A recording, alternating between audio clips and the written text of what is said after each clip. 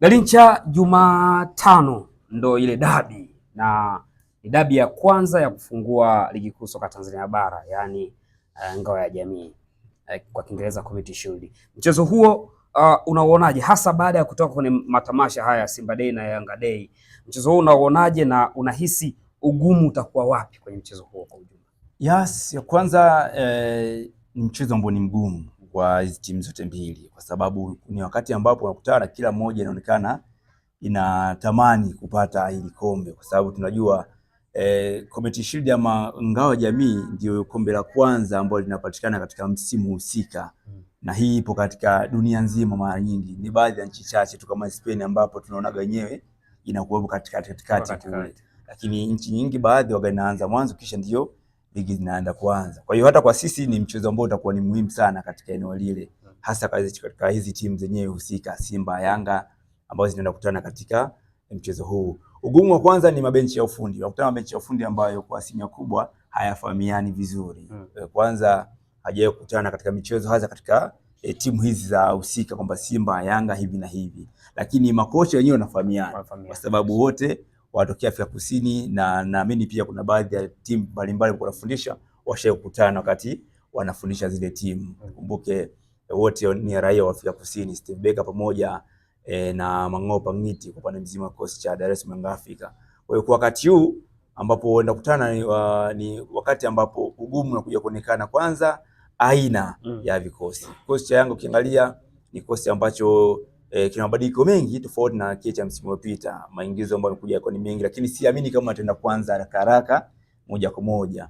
Kwa hiyo unaanzia hapo, lakini ugumu mwingine upo kwa upande mzima wa hivi vikosi na matarajio ya timu zenyewe.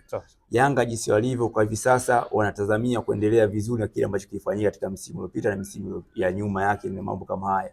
Lakini ukumbuke zaidi sasa ni kwamba Yanga kitokea kuchukua kombe hili itakuwa ni kwa mara yao ya tatu mfululizo wakiweza kuchukua hilo kombe. Kitu ambacho tukumbuke kwa Simba ndio walifanya hivyo kwa msimu ya nyuma kule, ambao walichukua mara tatu mfululizo katika kombe lao hilo. Kwa hiyo unaona kwanza hapo kwamba kuna rekodi ambayo inawindwa kwa upande mzima wa wananchi kwamba waenda kuchukua taji la tatu mfululizo dhidi ya mpinzani wao wa asili ambaye ni Simba.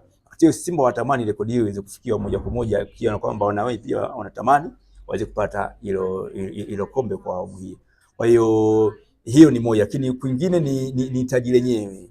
Yes, miaka ya nyuma ilikuwa alichukuliwa kama taji. Sasa unajua miaka nyuma ilikuwa ni kama kitu tu kawaida, unapewa tu kawaida, zawadi tu bwana. Lakini sasa hivi tumeona wanapiga nao picha, wanasherehekea, wanafurahia. Kwa hiyo ishapandishwa ile hadhi.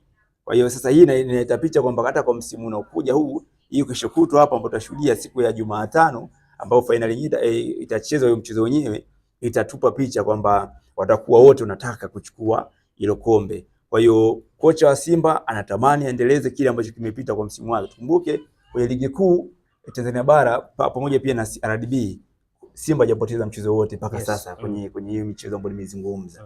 Kwa hiyo je, wataendelea ama itakuwa vipi? Wakati hiyo pia kwa Yanga ile rekodi ya kuwa nao bingwa mtetezi, lakini pia ndio bingwa wa michuano hii. Je, wataendelea kwa wakati huu? Hao ndio maswali ya kwa hapa, lakini yote kwa yote bado mchezo ni mgumu kwa sababu ya hawa ni watani ambao kwa asilimia kubwa kuna mchezo rahisi wanakutania. Sasa hawa ni watani na kama kawaida kuna vitu vingi ambavyo tunavitarajia kwenye mchezo huo, lakini pia hata vikosi hakuna mtu ambaye ameshavifahamu vikosi 100%. Hata kutabiri mchezo huo umekuwa ni mgumu sana.